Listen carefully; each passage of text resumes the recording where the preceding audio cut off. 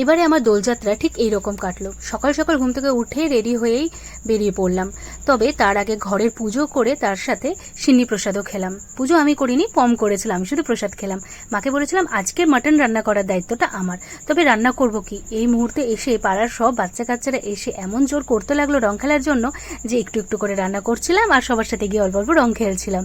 কিন্তু কিছু করার নেই, মাটনের দায়িত্বটা যখন নিয়েছি সম্পূর্ণ তো করতেই হবে। তাই একবার করে মাংস কষাচ্ছি আর একবার করে বাইরে আসি। তবে শেষমেশ আমার এই কীর্তি দেখে মা বলল, ঠিক আছে তুই অনেক রান্না করেছিস, তুই এবার জাগি রং খেল। মানে 50-50 রান্নাটা আমি আর মা মিলে করলাম। তারপরে আমরা সবাই মিলে বেরোলাম একটু আমাদের এলাকায় ঘুরে ঘুরে সবাইকে রং দেওয়ার জন্য। প্রতি বছরই আমরা এটা করে থাকি, কারোর আত্মীয় বাড়ি, কারো বন্ধুর বাড়ি, সবার বাড়িতে গিয়ে গিয়ে রং দিই। ফেরার পরে আমরা সবাই মিলে পুকুরে স্নান করলাম। আমি ছোটবেলা থেকেই পুকুরে স্নান করি রং টং খেলে, কারণ আজকের দিনে পুকুরে স্নান করে সাঁতার কেটে আনন্দ করার মজাই আলাদা। আর পুকুরের সামনে বাড়ি হওয়ার দরুন প্রায় 5 থেকে 6 বছর বয়স থেকেই সাঁতারটা আমি পারি। আর সাঁতার কাটার পর শরীরে একটা বেশ কিন্তু ক্লান্তি ভাব থাকে। স্নান করে ওঠার পর আমার মুখের রংটা ঠিক এই রকম পরিস্থিতি ছিল। তবে মায়ের হাতের এই যে মাটনের ঝোলটা, তার সাথে গন্ধরাজ লেবু, উফ, জাস্ট কোনো কথা হবে না। তবে আজকে দোল খেলা যাকে ছাড়া অসম্পূর্ণ, তার কাছে গেছিলাম সন্ধ্যের সময়। বেচারা কাজের চাপে আজকে আসতেই পারেনি।